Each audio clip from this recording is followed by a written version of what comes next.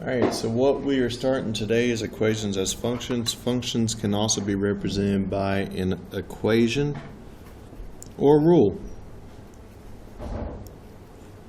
The equation will generate ordered pairs, which you all know that's your x and y, by taking an input that results in a certain output. And remember, your input is your x, your output is your y. So it forms a line or sometimes a curve. So we can have lines and curves that will both end up being functions. The x value is called the independent variable because you pick it. It's just like what you all are. You all are currently independent. You all currently dependent. You rely on the independent variable. So you all rely on your parents. The y value is called the dependent because it completely depends on the value of the x. Just like how you all completely depend on your parents. Okay.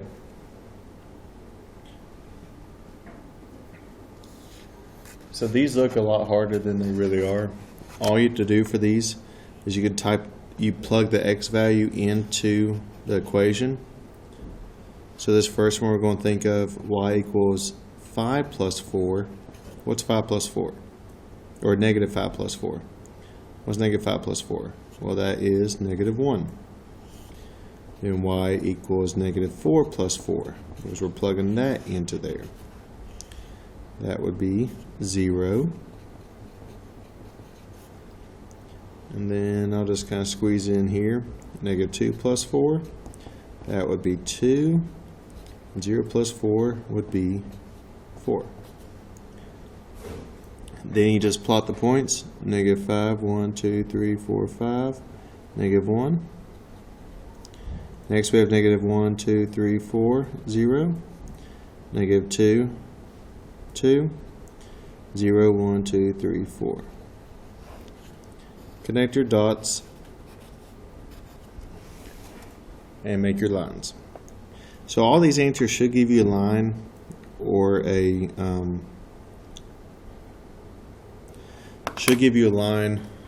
curve.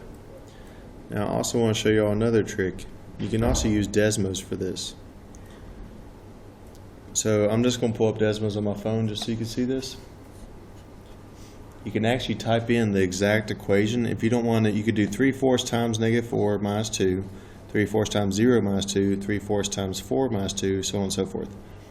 Or you could type in the exact equation that you see. So y equals 3/4 x minus 2. So that gives you the line. You know what the line's going to be. But what you need to do to be able to figure out the table, you press this old gear button. And then press this button, which converts it to a table. So you look on your table to find the values. We do have 0. 0 is negative 2. But what you'll notice is you don't have, let me zoom in a little bit more. You don't have negative 4, 4, and 8. So what you're going to do is you're going to go over to the x value and type in negative 4.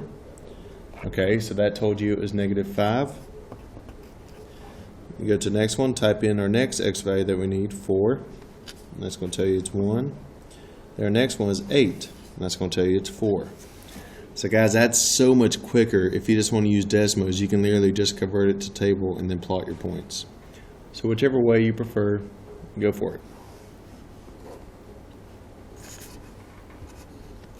Just make sure to plot your points afterwards. So negative 4, 1, 2, 3, 4, down, 1, 2, 3, 4, 5, 0, negative 2, 4, 1. Okay, and then the 8, 4. 8, 4 is going to kind of go off the grid. If it goes off the grid, you don't have to plot that point because you'll know this pattern with just 3 points. Okay, so that's how you do the front. On the back, the only thing different is you now are given your x, which is your domain, and you got to find the result, the y. So our x values are 4, 6, and 8. We could just do some mental math. 4 minus 5. 4 minus 5 is negative 1. 6 minus 5 is 1. 8 minus 5 is 3. So that means your range is going to be negative 1, 1, and 3. And that's all you do.